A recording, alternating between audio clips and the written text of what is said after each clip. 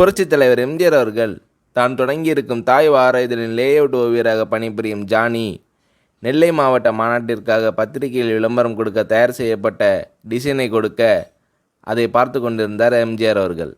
அந்த லேஅவுட்டில் அண்ணா அவர்களின் படம் சிறியதாகவும் நம் புரட்சித் தலைவர் எம்ஜிஆர் அவர்களின் படம் பெரியதாகவும் அலங்கரிக்கப்பட்டிருந்தது.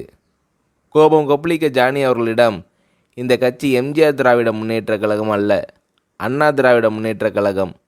அண்ணா அவர்களின் பெயரால் தொடங்கப்பட்ட கட்சியில் அண்ணா அவர்கள்தான் மக்களுக்கு பிரகாசமாக தெரிய வேண்டும், நான் அல்ல. அது மட்டுமல்லாமல் அமைச்சர்கள் எம்எல்ஏக்கள் பெயர்கள் கூட எப்படி வரிசைப்படுத்தி அமைய வேண்டும் என்பதை சரி செய்து கொடுக்கிறார் எம்ஜிஆர் அவர்கள்.